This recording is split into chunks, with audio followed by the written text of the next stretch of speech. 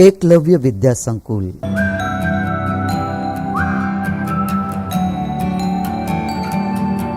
कक्षा 7 हिंदी।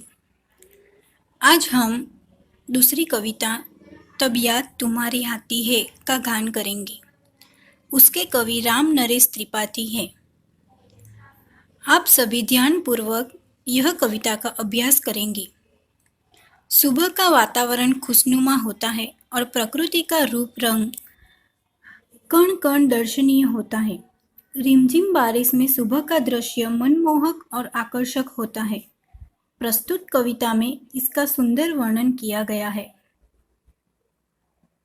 विद्यार्थी मित्रों, हम इस कविता को सुंदर तरीके से उसका गान करेंगे। आप सभी को साथ में गाना होगा। जब बहुत सुबह चिड़िया उठकर कुछ गीत खुशी के गाती है, कलियां दरवाजे खोल खोल जब दुनिया पर मुस्काती है, खुशबू की लहरें जब घर से बाहर आ दौड़ लगाती है, हे जग के सृजनहार प्रभो तब याद तुम्हारी आती है।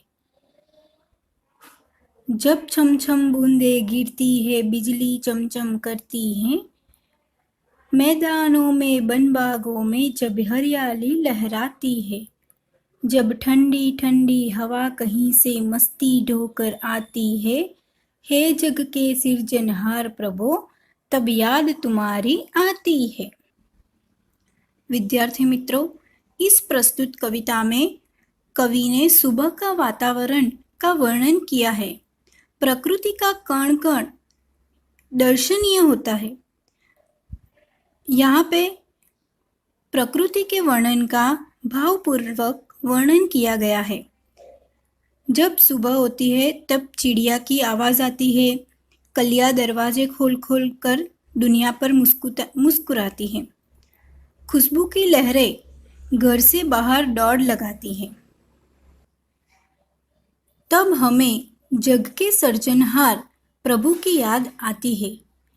जब बारिश होती है तब चारों ओर हरियाली छा जाती है, बिजली गिरती है, ठंडी हवा सी लहराती है, तब प्रभु सृजनहार की याद हमें आती है। विद्यार्थी मित्रों, यहाँ पे आपको शब्दार्थ दिए गए हैं। चिड़िया यानी पंछी, पक्षी, लहर यानी तरंग और झोंका, सृजनहार यानी सृष्टि की रचना करने वाला प्रभु, हरियाली यानी हरा भरा, धोना यानी बोझ उठाना।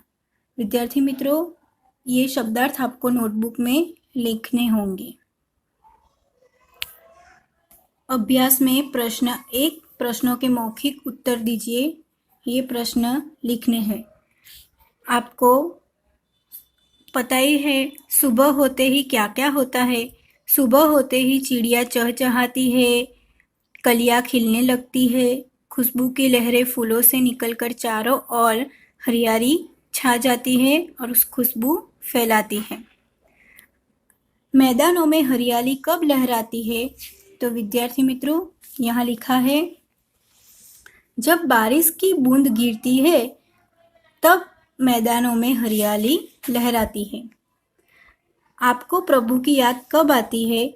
जब चिड़िया चहचहाती है, कलियां दरवाजे खोलकर मुस्कुराती है, रिमझिम बारिश गिरती है तब हरियाली छा जाती है और ठंडी ठंडी हवा लहराती है, तब हमें प्रभु की याद आती है। प्रश्न 4, तुम सुबह में उठकर क्या क्या देखते हो? विद्यार्थी मित्रों, यह आपको अवलोकन करके प्रश्न को लिखना होगा।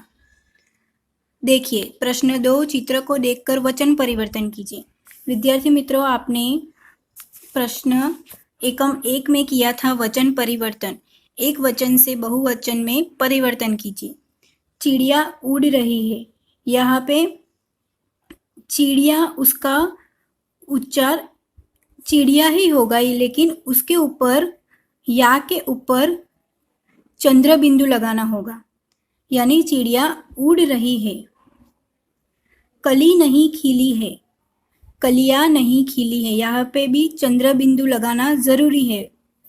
बूंद गिरती है, बूंदे गिरती है, दरवाजा खुला है, यहाँ पे एक से अधिक दरवाजे हैं तो हम बोलेंगे दरवाजे खुले हैं।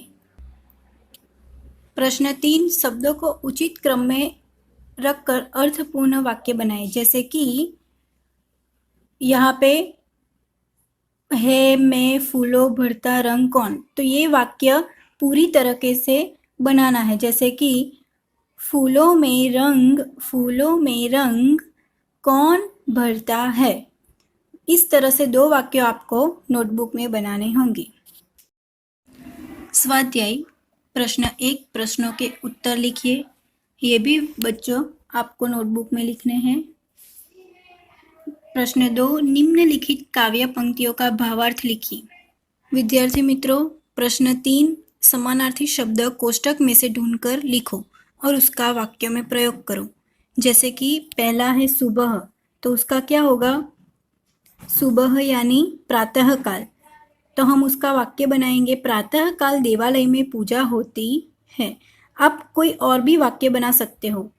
खुशी यानी आनंद, ऐसे ही हमें खुशी का या आनंद का वाक्य प्रयोग हो सकता है। ऐसा एक वाक्य बनाना है।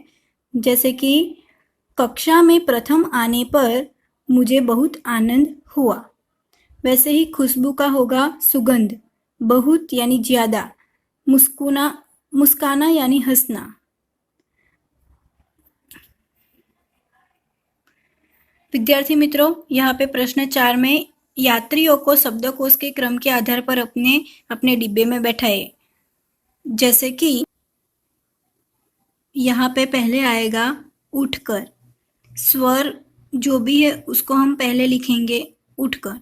फिर क से ज्ञ तक का, जैसे कि कलिया, चांद, मुस्कान और मैदान, इस तरीके से हम शब्दकोश में बिठाएंगे।